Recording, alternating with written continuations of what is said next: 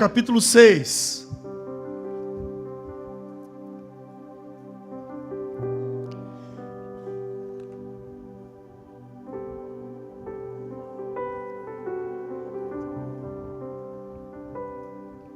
De novo Davi reuniu os melhores guerreiros de Israel, 30.000 ao todo.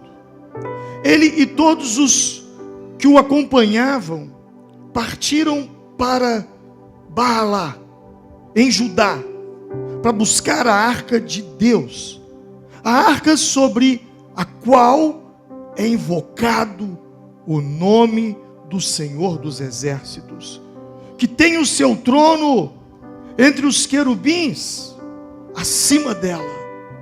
Puseram a arca de Deus num carroção novo, e a levaram da casa de Abinadab na colina.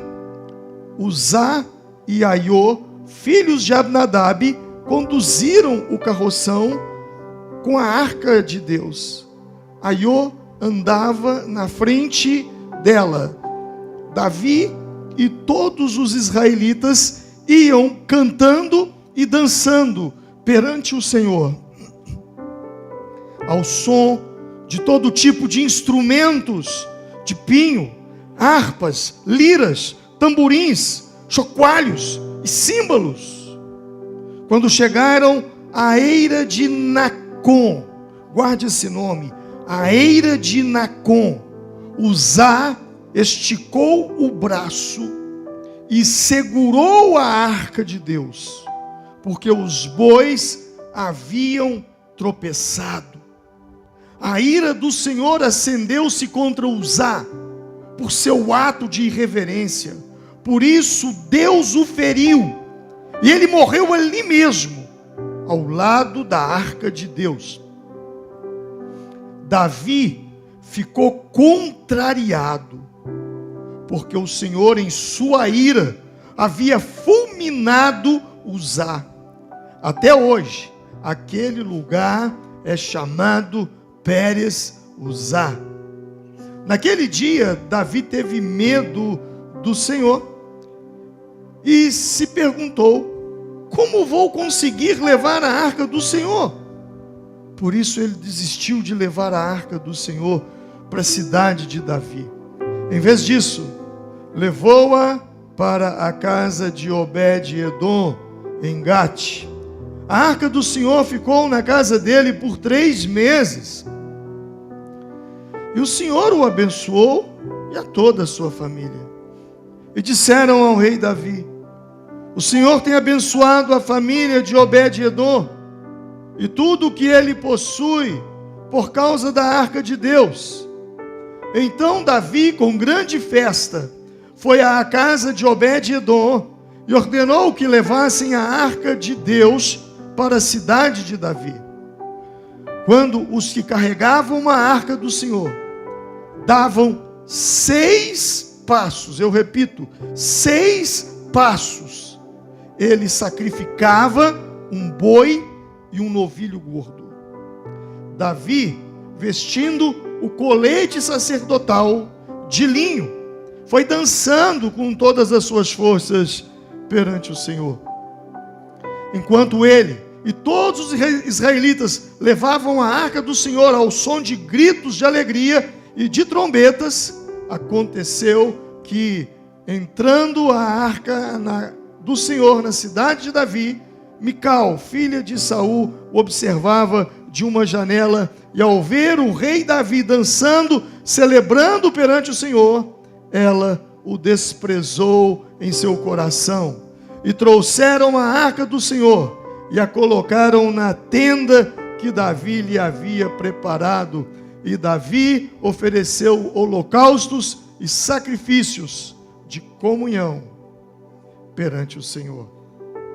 Amém? Todos digam graças a Deus. Pai, muito obrigado pela leitura da Tua palavra. Somos gratos ao Senhor por poder ler as Escrituras, mas seremos ainda mais gratos se o Senhor nos der a graça de que essa Escritura hoje fale ao nosso coração.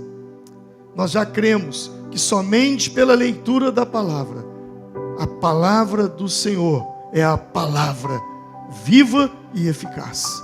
Então opere em nós, segundo o teu poder. Amém. Todos digam graças a Deus. Eu estava lendo essa passagem essa semana. E eu estava orando sobre um tema para hoje. E Deus falou primeiramente o tema. E veio uma palavra no meu coração. Não tente segurar aquilo que precisa cair. Fale isso para a pessoa que está do seu lado. Não tente segurar aquilo que precisa cair. O texto diz que tão logo Davi ele assume o trono de Israel como rei, ele tem o desejo de trazer a arca da aliança para Jerusalém. A arca não estava ali. Você há de se lembrar que antes do reinado de Saul, ainda nos dias de Samuel e do sacerdote Eli, os hebreus foram para uma guerra contra os filisteus e eles levaram a arca. A arca era o símbolo da presença de Deus. Israel era invencível junto da arca da aliança. Mas nessa batalha eles perderam, muitos morreram, eles caíram diante dos filisteus, e a arca, que era o símbolo do poder, da presença de Deus, que lhes dava a vitória em batalhas, a arca foi perdida, e ela foi levada pelos filisteus. Por 7 meses ela ficou entre os filisteus, e houve tragédia entre os filisteus, muitas doenças. Eles a colocaram no templo de Dagon, e no dia seguinte a imagem de Dagon estava despedaçada ao chão. E eles então colocaram a arca numa carroça, e a arca foi embora. A arca então foi para a casa de Abinadab, e ela ficou ali 20 anos. 20 anos.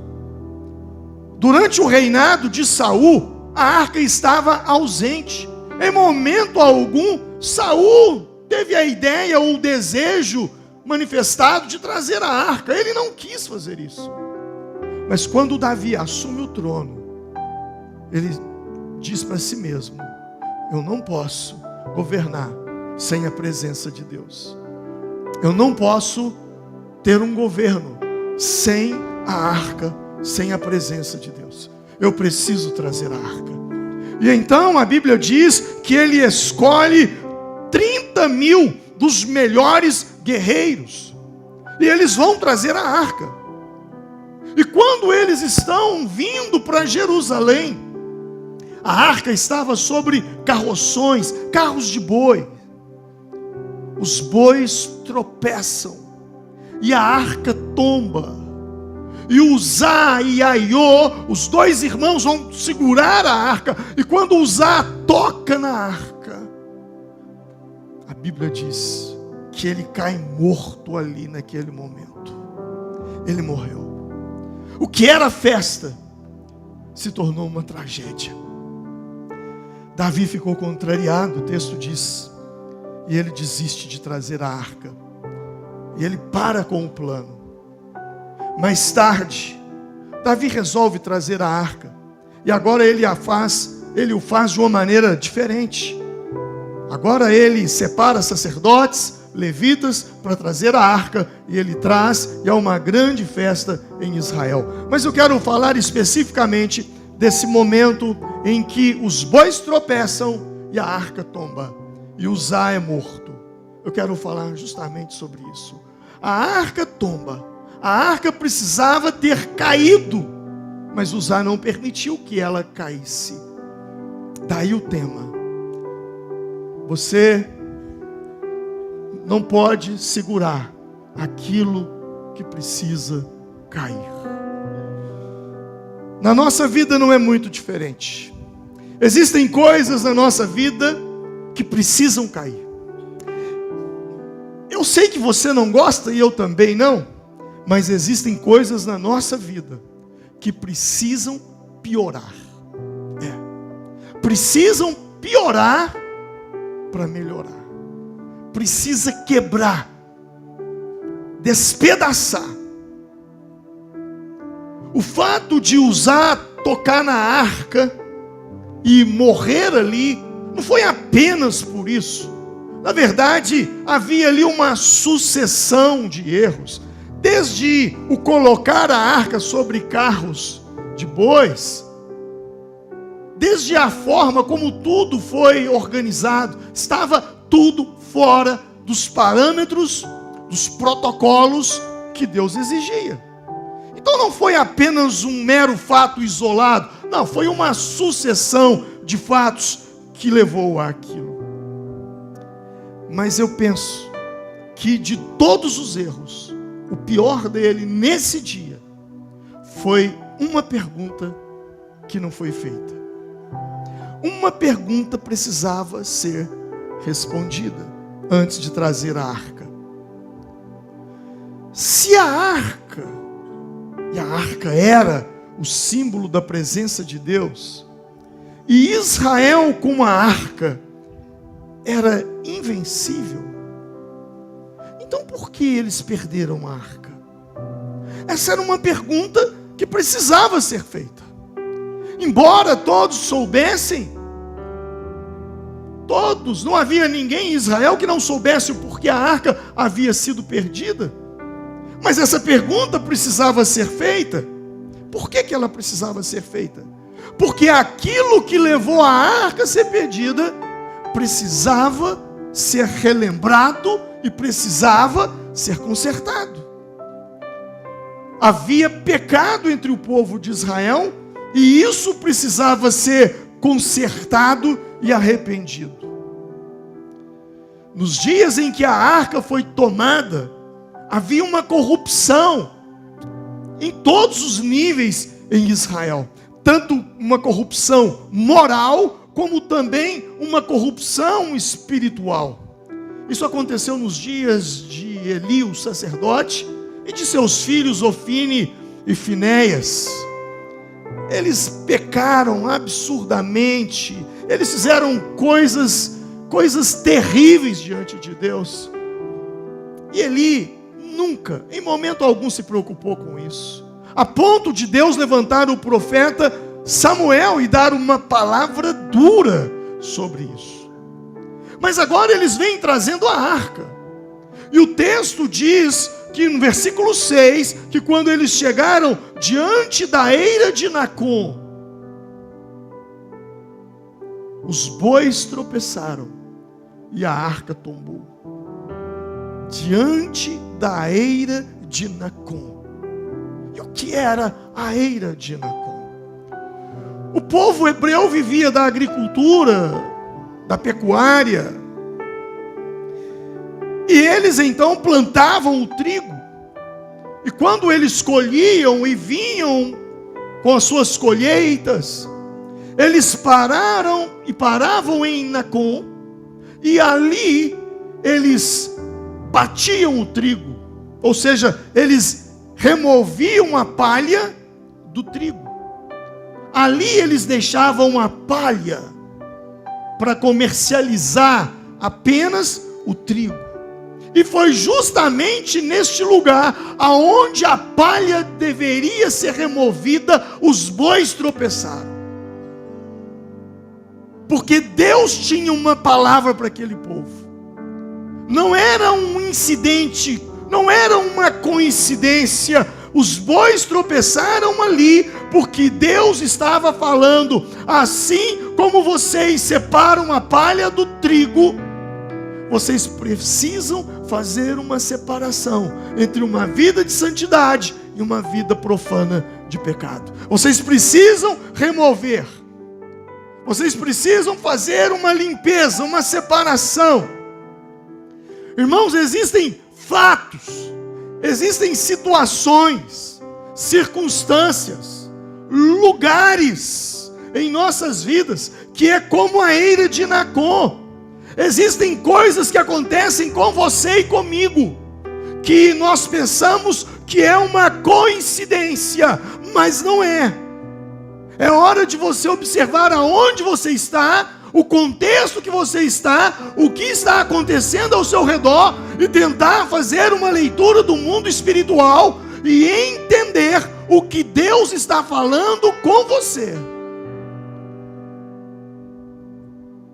Comigo, quando as coisas saem do caminho, do previsto, do planejado, é hora então de eu parar e olhar aonde eu estou. E quando eu falo aonde eu estou, é em todos os aspectos. Circunstância, situação, comportamento, meu coração, aonde eu estou, minhas motivações. Porque Deus permite que bois tropecem. Permite que bois tropecem para que a arca caia. Para que eu e você possamos olhar para trás e responder uma pergunta: por que eu perdi a arca? Por que a arca foi perdida? Você não pode buscar algo novo sem antes resolver as coisas velhas. Davi queria trazer a arca, mas havia algo no passado que pesava sobre aquela ação. O pecado de Ofni e Finéias, um ato de arrependimento por parte do povo, aquilo ainda não havia sido tratado. E agora Deus permite os bois tropeçarem. Deus permite com que aqueles bois tropecem, Uzá toque e Uzá morra. Para que o passado fosse lembrado. E fosse lembrado para ser resolvido. Seu passado precisa ser resolvido para que você possa caminhar para o futuro que Deus tem preparado para você. Porque se você não resolve o passado, você vai viver numa repetição de ciclos em sua vida. Você não rompe, você não anda, você não prospera. E eu falo da palavra prosperar no sentido bíblico, que é avançar. Você não avança. E por que não avança? Porque o seu passado não está concluído. O seu passado, ele não está resolvido. Tem coisas nas nossas vidas que elas não podem ser ignoradas. Elas precisam ser resolvidas. Um problema que você enterrou vivo, ele não morre.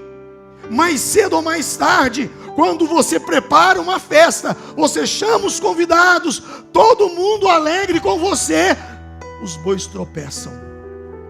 E o que tinha tudo para ser uma festa se tornou um funeral. Um funeral de um amigo.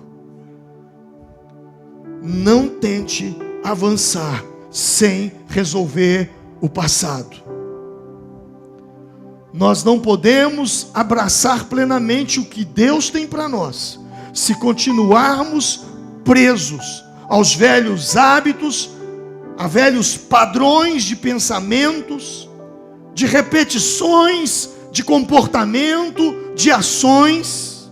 A verdade é que nada muda se nada muda. Lembre-se das palavras de Jesus: não se coloca remendo novo em pano velho, não se coloca vinho novo em odres velhos. Se você quer algo novo, então conserte o seu passado, porque se você receber algo novo, um vinho novo em um odre velho, o odre vai se arrebentar e você vai perder.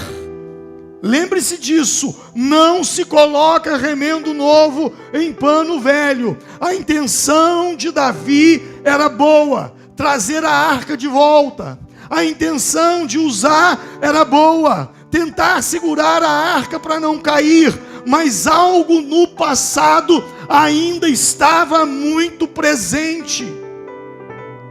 Se tem uma coisa que não podemos ignorar em nossa vida, é um pecado. O pecado que não foi arrependido, o pecado que não foi confessado. Isso precisa estar muito claro para nós.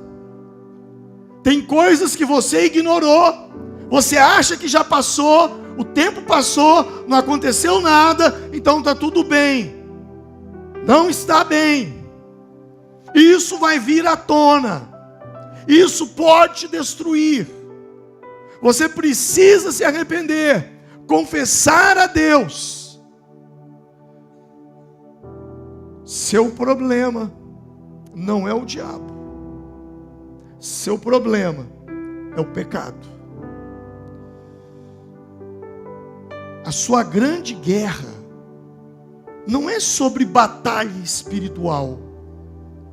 A sua grande guerra é a batalha contra o seu pecado. A Bíblia, ela não diz claramente, e não diz assim de uma forma, não vou falar claramente, diretamente sobre o diabo.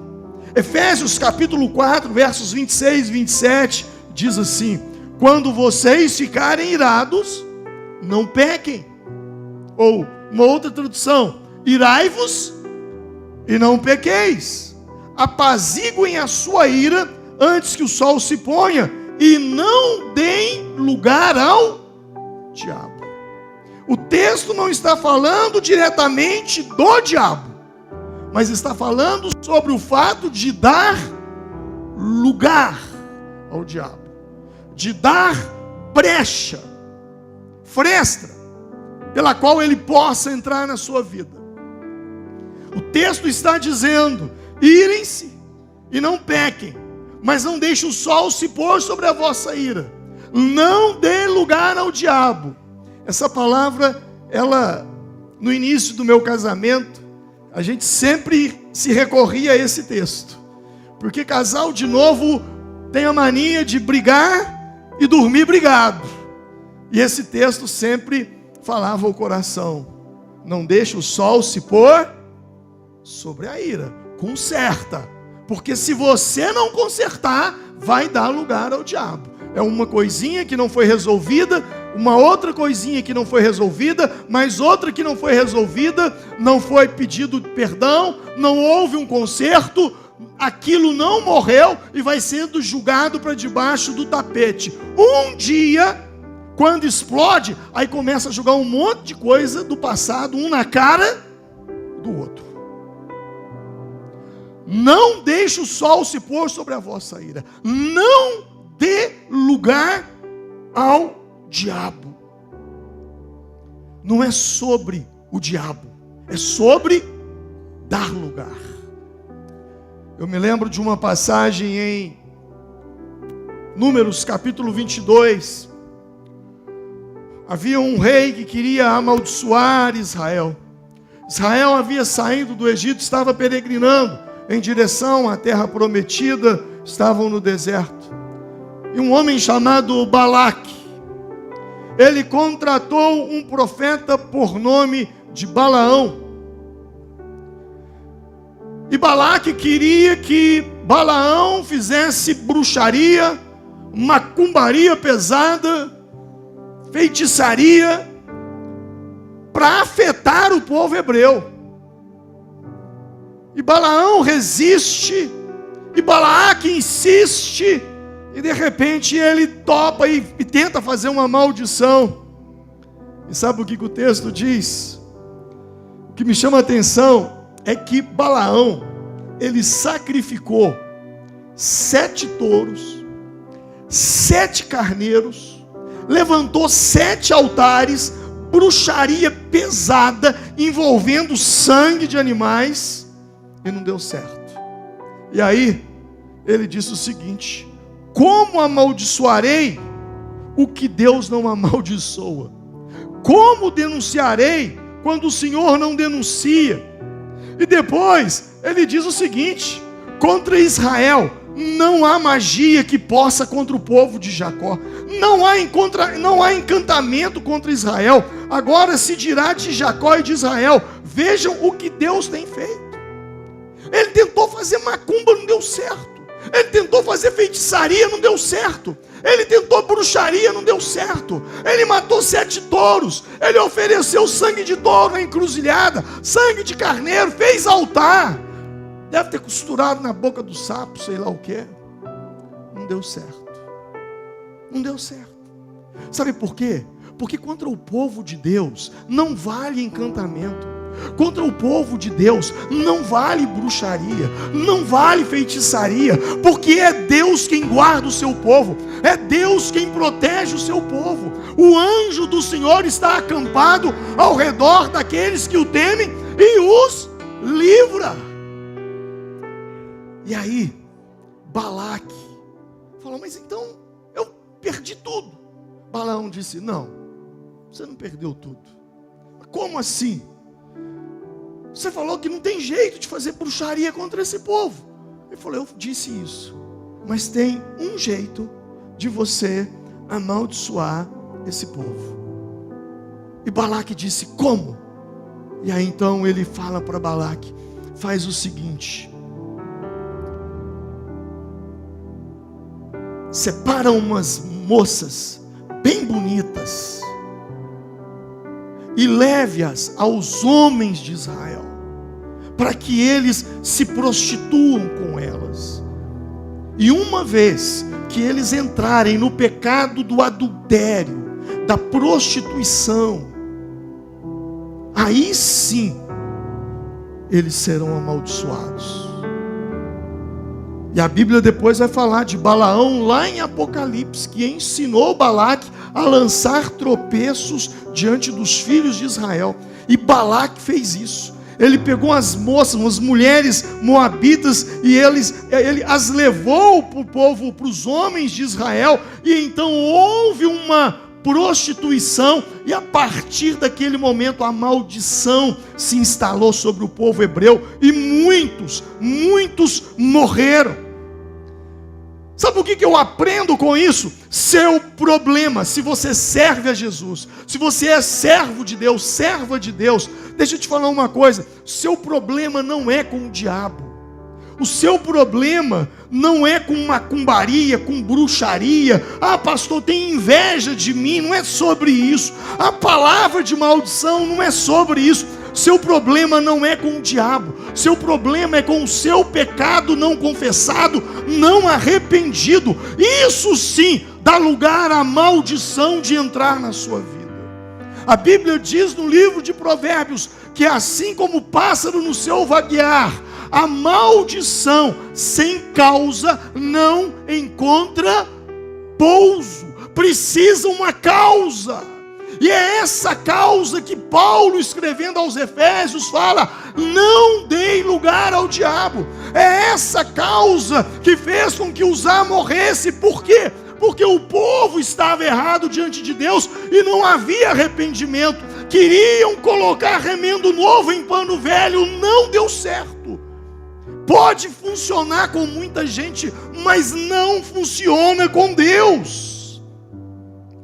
Eu gosto muito da palavra de João 14, verso 30.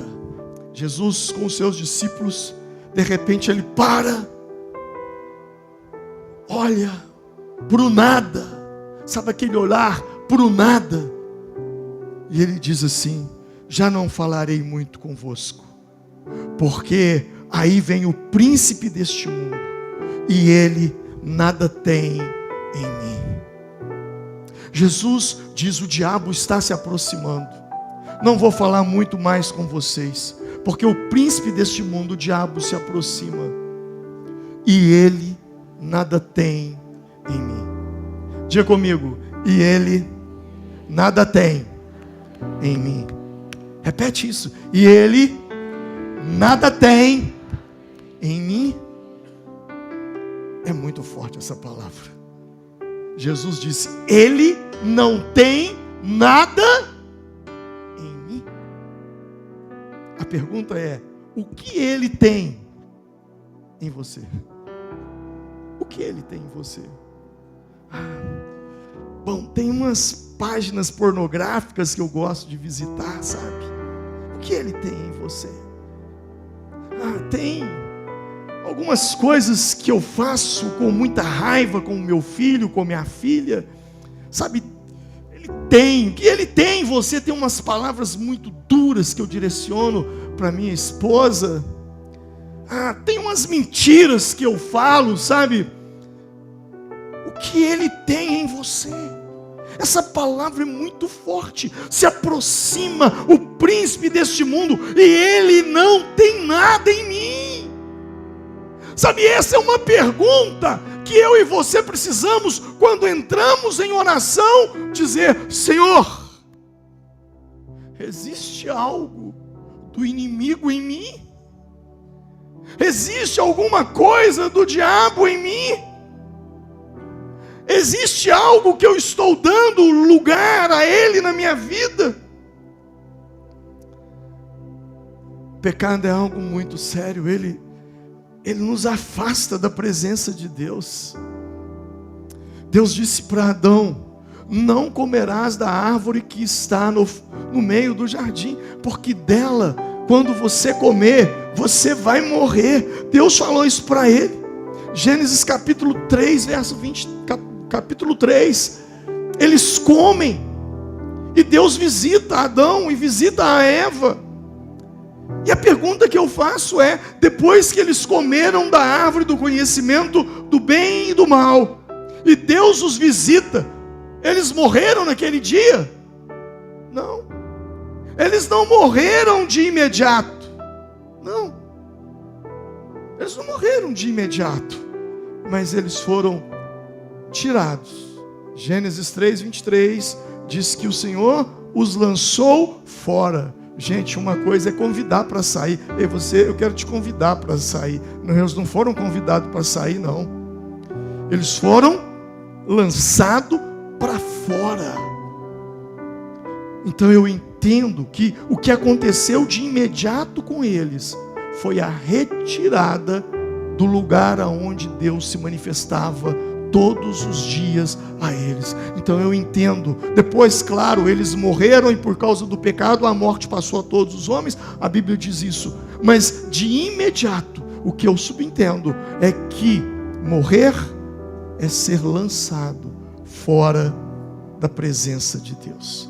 Para a Bíblia, estar morto é viver sem a presença de Deus. Por isso, Davi, quando ele peca e ele é repreendido pelo profeta Natã, e ele escreve o que para mim é um dos salmos mais lindos da Bíblia, se não é o mais para mim, Salmo 51, no verso 11, ele diz: não me lances fora da tua presença, ou não me repulses da tua presença, não retires de mim o teu Espírito Santo. Não me lance fora da tua presença. Eu não sei você, mas eu consigo viver sem o altar. Eu consigo viver sem pregar. Eu consigo viver sem fazer o que eu faço. Mas eu não consigo viver sem a presença do Espírito Santo sobre a minha vida. Eu já tentei me imaginar fora da presença de Deus.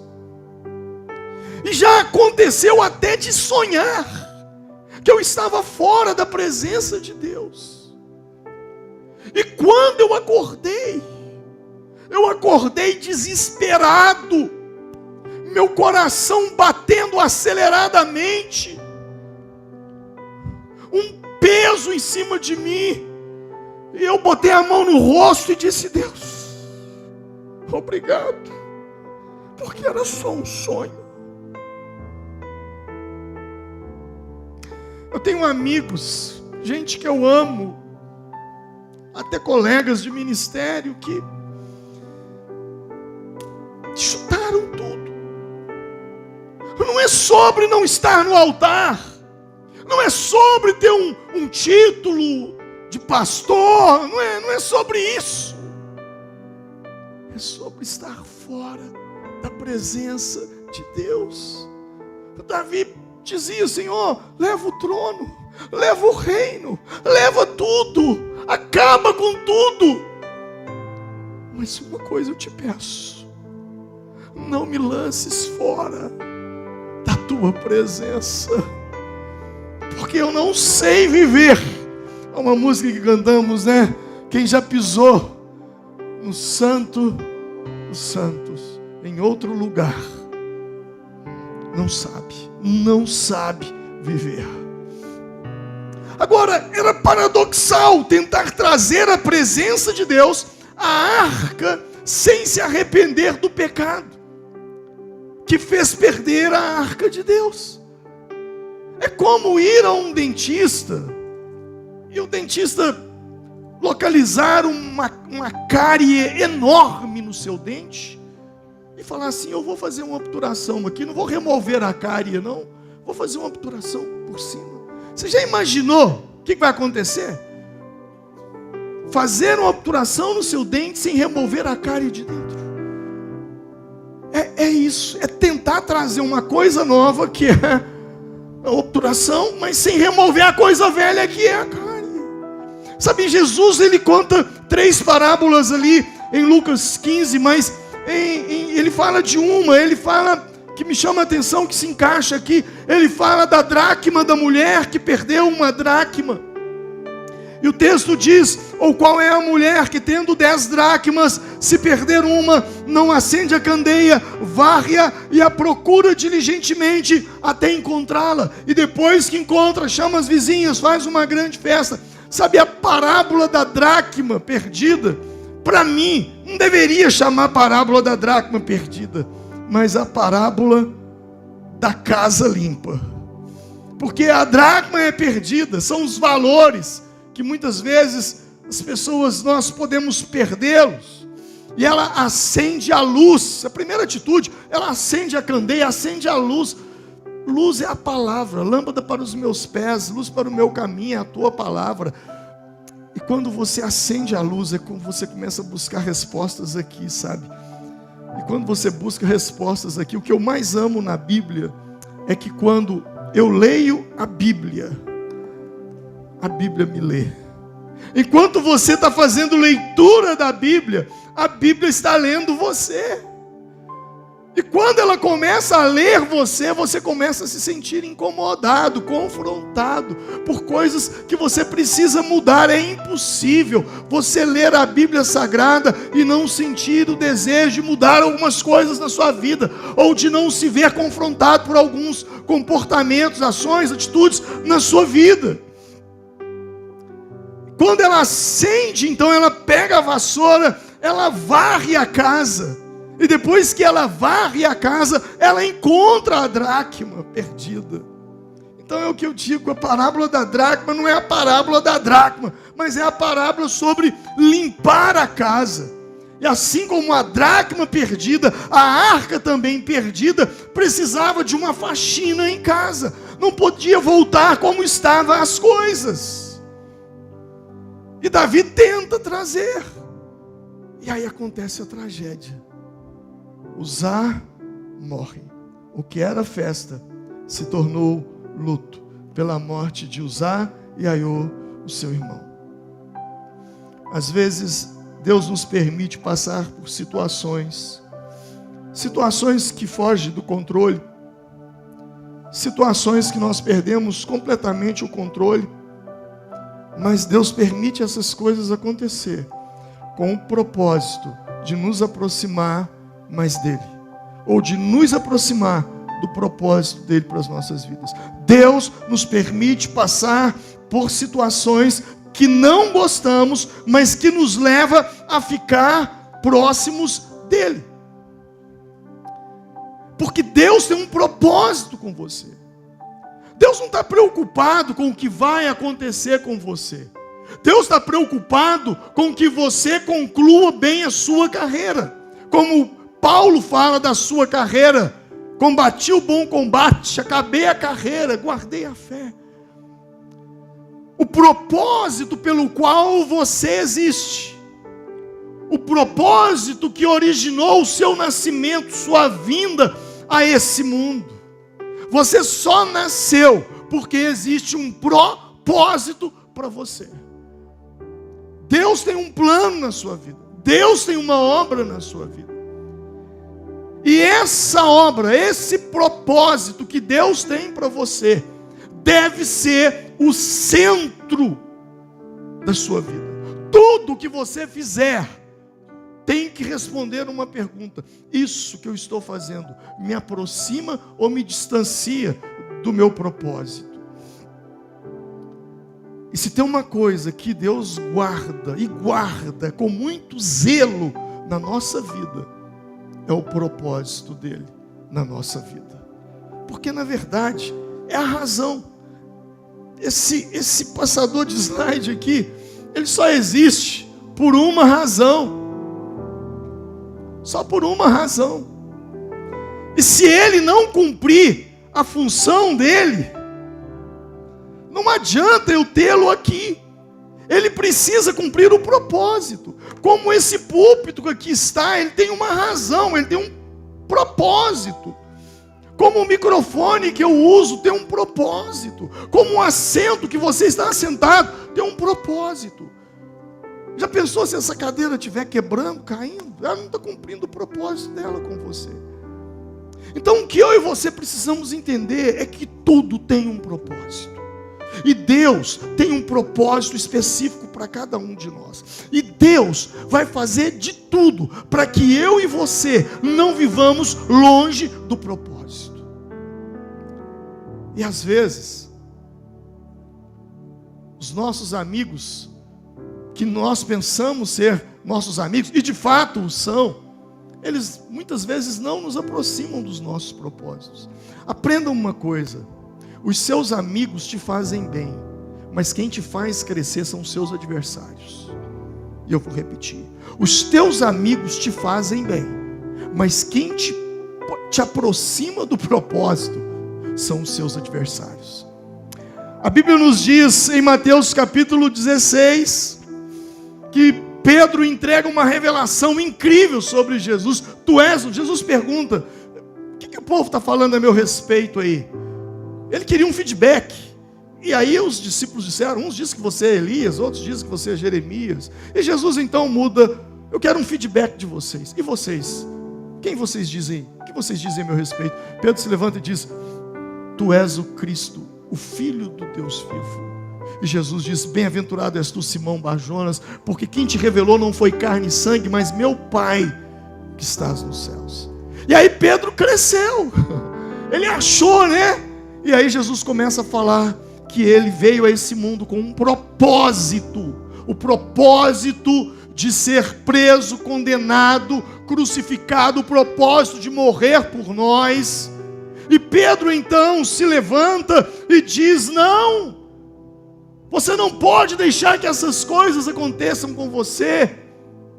E sabe o que Jesus diz para Pedro?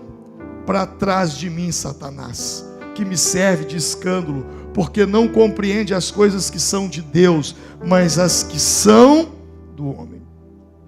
Jesus disse para Pedro, que era seu amigo: para trás de mim, Satanás. E agora chegou o dia do cumprimento do propósito. Judas negaria Jesus, Jesus seria preso, e Judas então vem imediatamente a Jesus e diz: salve, mestre, e deu um beijo em Jesus. E sabe o que Jesus disse? Amigo, que é o que te traz aqui? Que é que o traz? Então os homens se aproximaram, agarraram Jesus e o prenderam. Preste atenção: Pedro era amigo de Jesus, e Jesus o chamou de diabo. Judas, naquele momento, era o traidor, e Jesus o chamou de quê? De amigo. Por que Jesus chama seu amigo de diabo e o seu traidor de amigo? Porque Pedro tinha dito a Jesus: você não será preso. Isso impediria Jesus de cumprir o seu propósito, enquanto Judas, mesmo com a sua traição, estava aproximando Jesus de cumprir o propósito. Eu aprendo muita coisa aqui.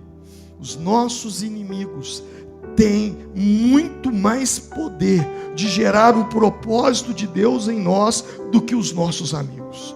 Os nossos amigos nos fazem bem, mas são os nossos inimigos que nos faz crescer. São os nossos inimigos que nos faz buscar a Deus. É quando alguém está te perseguindo, é quando alguém está te humilhando, está te caluniando, é quando alguém está difamando, é quando alguém lança uma perseguição contra você.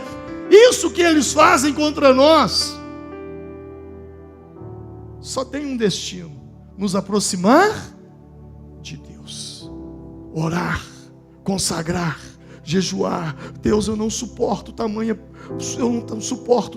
perseguição. Deus, eu não aguento tantas calúnias. O Senhor está vendo o que eles estão falando ao meu respeito. O Senhor está vendo as mentiras que falam com o meu nome. O Senhor está vendo que eles armam laços para me derrubar. Deus me guarda, Deus me protege. Quanto mais perseguição, mais próximo de Deus você vai estar. Tem problemas que Deus não nos livrará deles, porque de alguma forma esses problemas eles nos aproximam de Deus. Eles colocam ordem em algumas coisas dentro de nós. Paulo, em 2 Coríntios capítulo 12, ele faz uma oração a Deus. O texto diz: para impedir que me exaltasse por causa da grandeza dessas revelações, foi-me dado um espinho na carne, um mensageiro de Satanás, para me atormentar. 3 vezes roguei ao Senhor que o tirasse de mim. Paulo, ele ora a Deus para que Deus tire o espinho na carne, a saber, um mensageiro de Satanás, mas Deus não o faz. Noutras palavras, Deus diz: se eu tirar esse espinho, você vai se ensoberbecer. A minha graça te basta. E ele fala: pelo que então eu tenho prazer nas injúrias, nas calúnias, quando penso que sou fraco, aí então é que sou forte, porque o seu poder se aperfeiçoa na minha fraqueza. Existem coisas na sua vida que você talvez tenha orado para Deus remover. Não digo todas, mas existem coisas que Deus não vai remover, porque é uma maneira dele te manter centrado aonde Ele quer você. E isso precisa ficar muito claro para nós. Não tente segurar aquilo que precisa cair. Tem coisas na nossa vida que estão caindo, que precisam cair. E aquela arca precisava cair. Uzá morreu porque tentou segurar aquilo que precisava cair. Uma tragédia nas relações é quando nós vemos alguém numa situação e nós queremos de alguma forma criar um atalho aonde Deus está trabalhando num processo. Aqueles bois não tropeçaram por tropeçar, não foi em vão em frente à eira de Nacon. Deus queria que aquela arca caísse. Uzá tentou impedir, ele tentou segurar aquilo que precisava cair. Muitas vezes eu já me dei mal na vida, por entrar em questões na vida de algumas pessoas, tentando ajudá-las a sair de determinados problemas, sendo que foi o próprio Deus quem colocou aquela pessoa dentro do problema. E eu tentei ser o salvador da pátria. Moral da história: quem saiu mal, você precisa falar? Já aconteceu com você? É muito provável. Não tente tirar alguém de um processo que Deus o colocou. Nunca mexa onde Deus está trabalhando. Tem gente que precisa passar pelo deserto. É um tratamento de Deus. Não tente ser o salvador da pátria. Você vai se dar mal como Uzá se deu mal. Assim como a morte de Uzá, isso no final se transformará numa tragédia. Por isso, quando Deus estiver trabalhando num processo na vida de alguém, não tente ser a resolução daquilo. Pastor, eu não posso fazer nada. Pode, ajude, coopere dentro do processo, mas não queira ser a solução, porque isso vai fazer que você assuma um peso que não é seu. O grande problema é que muitas vezes nós assumimos um peso que não é nosso, na tentativa de resolver algo que o próprio Deus colocou aquela pessoa. Deuteronômio capítulo 8, Deus diz claramente para o povo hebreu, ele fala: olha, eu coloquei vocês nesse deserto para humilhar vocês, para provar vocês, a fim de que tudo fosse bem com vocês. Deus permite determinadas coisas na nossa vida. Não entre em guerras que não são suas. Respeite os seus limites. Eu vou repetir isso. Respeite os seus limites. E o que é isso? De uma maneira prática. Ei, eu posso te ajudar, mas eu posso te ajudar até aqui. Daqui para lá eu vou ser sozinho. Quem está me entendendo? Eu não estou falando para você ignorar o problema das pessoas que estão ao seu redor. Eu não estou falando que você tem que fazer de conta que não está acontecendo nada e virar as costas para as pessoas. Eu não estou falando disso.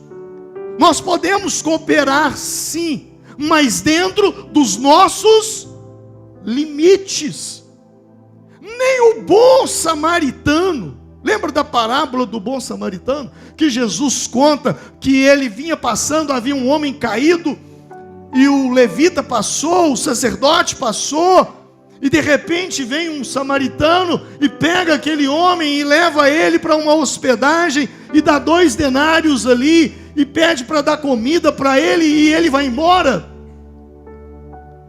Até o samaritano tem limite, ele deu 2 denários. Era 2 diárias. Ele não pagou hotel para ele para o resto da vida. Ele não levou ele para dentro de casa. Eu tinha um amigo, não sei se é meu amigo ainda, ele parou de falar comigo. E ele pastoreava uma igreja. E a igreja estava indo muito bem. Uma igreja no sertão. Pensa uma igreja que estava avançando. A igreja estava explodindo no sertão. E a gente se falava muito. Até que um dia, uma moça muito bonita, porém morava numa boate, ela vai para a igreja, se converte. E ela não tinha mais aonde ficar. E o que esse meu amigo fez? Levou ela para dentro de casa. Eu falei: não faça isso, você vai destruir seu casamento. Não, porque não sei o quê, porque é de Deus. Perdeu o casamento, perdeu a família, perdeu a igreja. Você tem limites. Amém? Você tem limites. Você pode ajudar? Sim, ele podia ajudá-la. Vem para a igreja, nós vamos orar com você. O que você precisa? Nós vamos te ajudar, a igreja vai te ajudar. Mas você aí, eu aqui. É aquela história, né?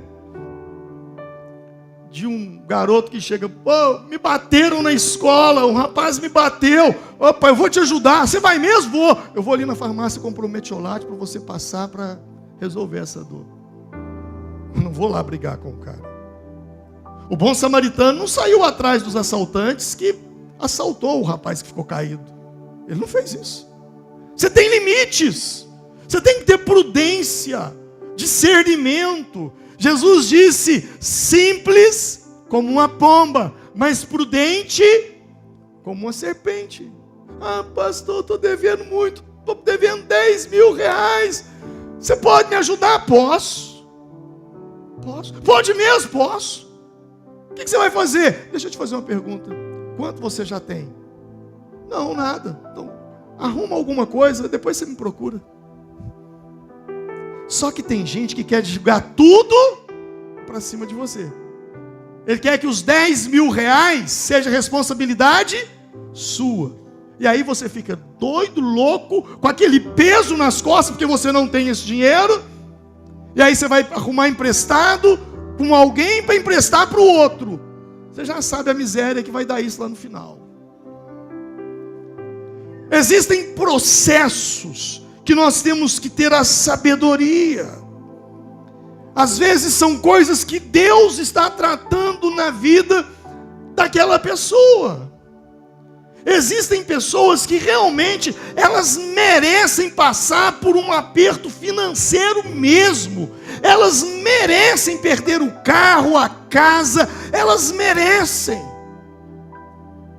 Porque isso vai fazer delas no futuro alguém que tenha controle de recursos financeiros, que saiba administrar. Mas enquanto você ficar tirando as pessoas do processo, trazendo esse peso sobre a sua vida, você vai sofrer e não vai permitir que Deus trabalhe no caráter do outro. Olha as lutas que você passou, e ninguém estava lá para te ajudar. Quando eu digo te ajudar, no sentido de carregar a luta toda, não. Você teve gente que orou com você, você teve gente que te abraçou, você teve gente que te aconselhou, você teve gente que te deu um norte, um direcionamento. Mas não foram pessoas que carregaram o seu problema e disseram: eu vou comprar sua briga. Não foram. Existem gigantes que não é para você lutar contra eles. Cada um tem os seus. Ajude dentro dos seus limites. Uzá ultrapassou. Ele não deveria ter feito o que ele fez. Ah, pastor, mas a intenção era boa. Como a intenção daquele que também deu um cheque de 10 mil para o outro lá, crendo que ele ia pagar, também era boa. E como diz o ditado popular, de boas intenções, você conhece, né? O inferno está cheio. Mas Davi, quando eu leio a Bíblia, eu leio sobre Davi, é uma das pessoas que mais me inspiram na Bíblia. Eu acho que é uma das pessoas que eu mais prego sobre Davi. Eu vejo o tanto que eu pareço com Davi naquilo que é ruim. Davi, versículo 8, olha o que diz aí no versículo 8, no capítulo 6 de 2 Samuel. Davi ficou contrariado porque o Senhor, na sua ira, havia fulminado Uzá. Até hoje aquele lugar é chamado de Pérez Uzá. Eu fico vendo o quanto que eu pareço com Davi. O texto diz que ele ficou contrariado.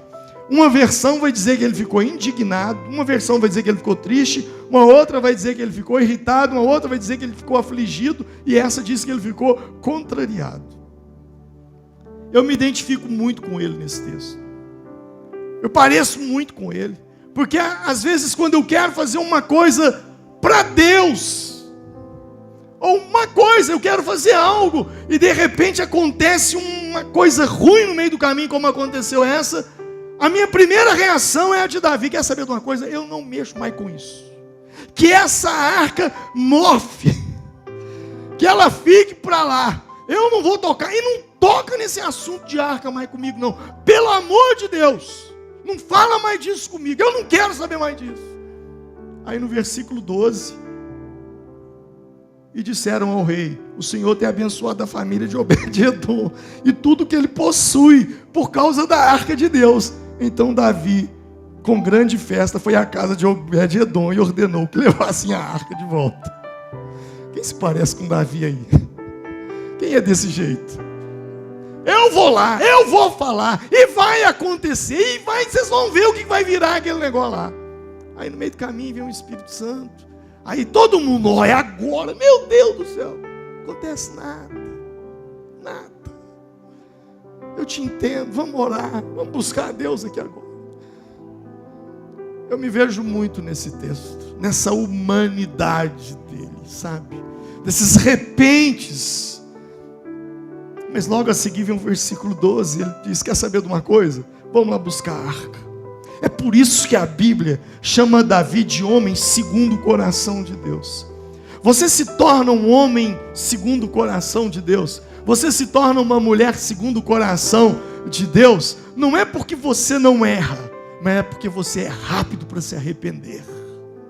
Essa era a característica dele. Não é que ele não errava, ele era rápido para se arrepender. É isso que faz a diferença na vida de um homem e de uma mulher de Deus. Não é viver uma vida perfeita, não é viver uma vida sem erros, não é viver uma vida sem pecado. Isso é mentira, isso é balela, isso não existe.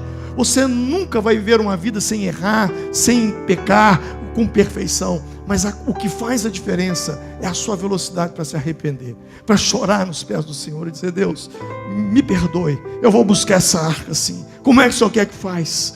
E aí agora, ele embora abatido, ele embora triste, irritado, indignado, contrariado, ele traz de volta a arca. E ele traz a arca de uma maneira certa.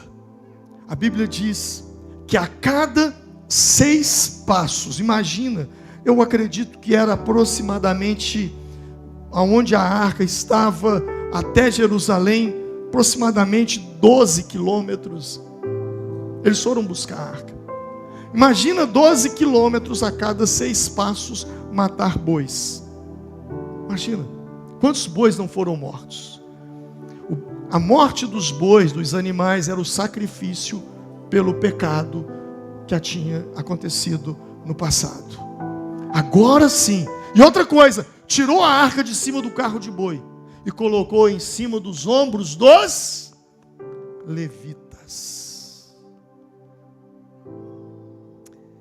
Eu amo esse texto porque Deus falou de uma maneira muito clara comigo, há muitos anos atrás, há 12 anos, há 20 anos atrás, 22, 20 anos mais ou menos, nós estávamos construindo esse prédio aqui. As paredes estavam levantadas, ainda não havia rebocos nas paredes, o piso era chão puro, batido, ainda não tinha concreto, né? Era terra. E cada coisa que a gente fazia aqui era um milagre. Mas agora nós estávamos diante de um grande milagre. Esse prédio aqui, ele tem mais de 3.000 metros quadrados hoje. É muito grande toda essa estrutura. Mas especificamente aqui, são 1.000 metros quadrados. Aqui. E nós precisávamos comprar o telhado. E não se compra, naquela época não se comprava telhado parcelado. Ou tinha o dinheiro ou não tinha o dinheiro. E eu me lembro que o telhado naquela época custava 45 mil reais. E era um grande desafio para nós, porque nós estávamos pagando o terreno e nós tínhamos comprado o sítio da igreja, onde é a nossa sede campestre, e nós estávamos aqui trabalhando, construindo, e muita doação, mas nós não tínhamos 45 mil reunidos. E aí eu tive uma ideia. Era ano político. Aí eu tive uma ideia. Eu ouvi falar que o deputado tal doou tantos mil para a igreja tal. O deputado não sei quem deu tantos mil para outra igreja. Deputado deu ambulância. Eu falei, eu já sei, vou procurar um deputado. E botei aquilo no meu coração. Só que eu fui orar. Esse foi o problema. Eu fui orar. E fui falar isso para Deus. Senhor, estou com meu coração. Isso é do Senhor ou não? Vou ou não vou? Se vou, em quem vou?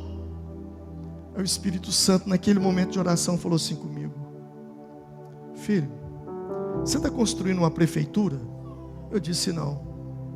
Você está construindo uma câmara municipal? Eu disse não. Você está construindo um prédio para o governo? Eu disse não. O que você está construindo? Eu estou construindo uma igreja para o povo de Deus. Ele disse, então quem tem que construir a igreja do povo de Deus não é o deputado, é o povo de Deus. Se a casa é minha, os recursos virão de mim e não de políticos. Irmão, se tem uma coisa que nós podemos louvar a Deus é que nessa estrutura nossa não tem um centavo. Centavo de político, não tem. Tudo dinheiro de dízimos, ofertas, do povo que abriu o coração, e cada um dentro daquilo que podia foi dando, e até hoje, até o ar e tudo, iluminação, tudo que a gente tem aqui. Esse texto falou muito forte comigo, eu nunca mais esqueci disso. Sabe, às vezes, muitas vezes, aí, sabe, por que esse texto entra nessa situação, pastor? Porque Deus falou comigo, não faça como Davi, quem tem que carregar a arca é o povo. Não poupe o sacrifício do povo para bois. No caso, os políticos eram os bois.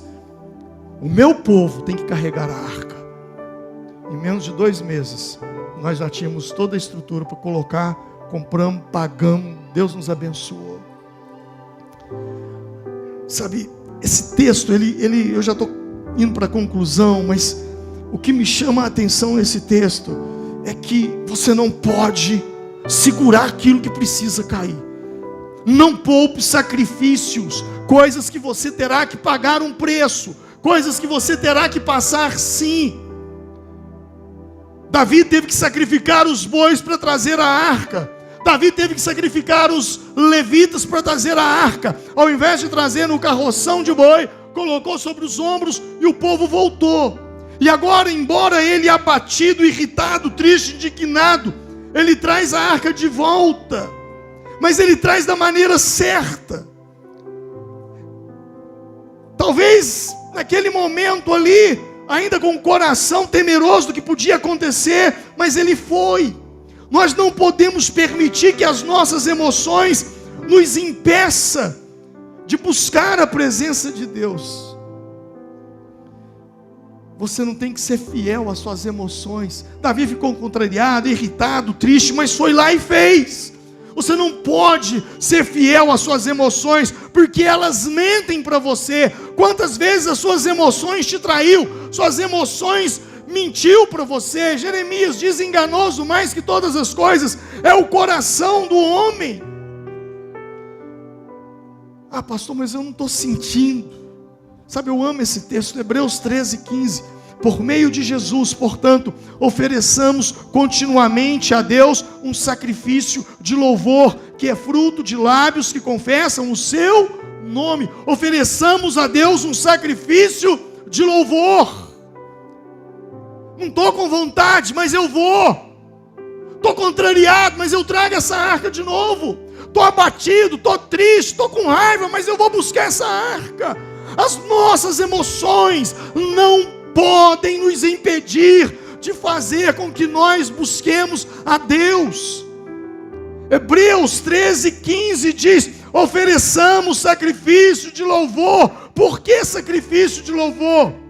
Porque eu não quero, porque eu estou irritado, porque eu estou com raiva, porque eu estou chateado, porque eu estou triste. Eu não quero cantar, eu não quero levantar minhas mãos, eu não quero bater palmas.